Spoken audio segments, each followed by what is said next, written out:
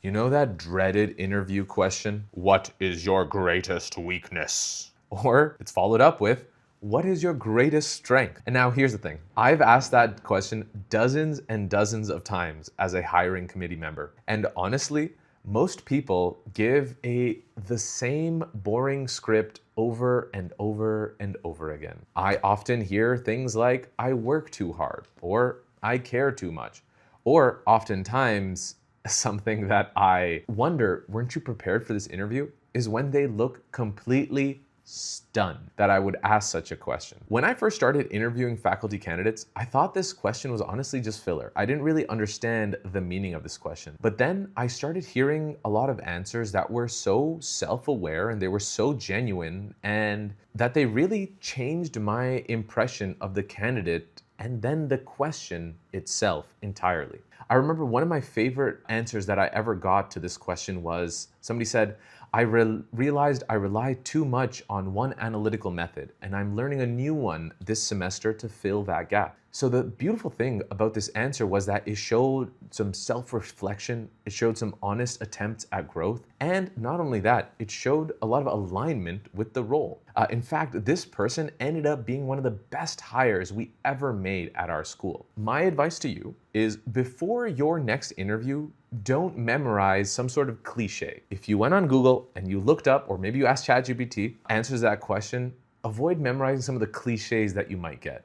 Avoid panicking on the spot. Instead, I encourage all candidates to prepare an interview that feels real, feels thoughtful, and it feels strategic. Here's how you talk about your greatest weakness. First, pick something that's real but fixable. It has to be real, but I encourage you to think about something that's fixable. Maybe it's a new method or a new skill that you're learning. Just make sure though that it's not a core skill of the job. Number two, show reflection and make sure you show some action, right? So a great answer to this might be, I realized I could have strengthened my quantitative method, so I've been taking a course on R. What this shows me is that you're actually doing something active about fixing that weakness that you said you have. This shows evidence that you may have a weakness, but it shows evidence of growth.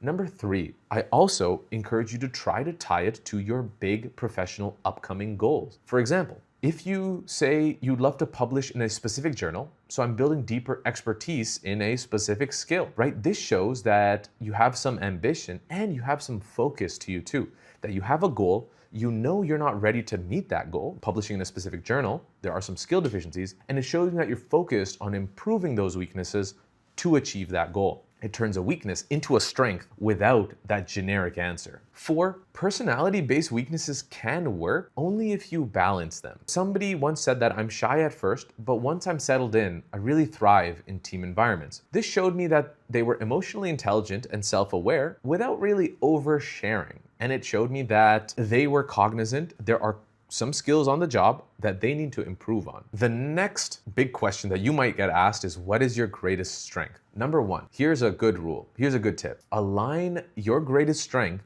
with something on the job. So if it's a teaching role, say that one of your greatest strengths is pedagogy or student engagement. If it's a research-heavy role, emphasize your ability to analyze or collaborate or write papers, or get funding. Those are all really great skills. So in conclusion, find out what the job is for and find inside yourself what is a great strength that you have that will tie to that job, depending on if it's research or teaching. Number 2, make sure you back up your greatest strength with some proof. Tell me that in your recent paper in some noteworthy journal, you developed an R script that automated your analysis. Because specific examples make your claims believable. Don't tell me your greatest strength is pedagogy without telling me some pedagogical innovations that you've made. Number 3, add evidence to soft skills. So you might have a personality-based weakness, but you can also have a personality-based strength. For example, I'm a great team player.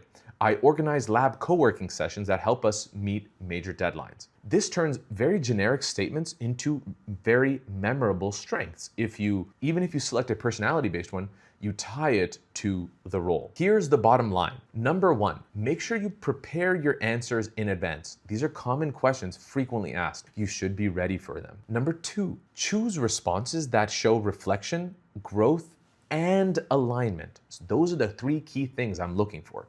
You've reflected on yourself, you're aimed at growing, and you can align with the role. And finally, make sure you support every claim with an example. So I know that you're not just making stuff up, you have evidence behind what you're saying. And as an academic, evidence and citations are super important. And that's how you move from a generic applicant to a very memorable candidate and a future colleague with specific examples. Because the best answers, honestly, for this question, this greatest strength, greatest weakness question, they're not perfect. They're honest, they're specific, and they're very intentional. If you want to get ahead of your next interview and you're interested in seeing more questions just like this one that you should expect for your next faculty interview, head over to professortown.com and grab our free resources package. It includes the exact faculty interview questions that search committees around the world love to ask, plus examples of how to structure your answers like a pro. So go download it now, it's free, and it'll make your next interview feel 10 times easier. Thanks for watching. This is Horace from Professor Town, and I'll see you in the next one.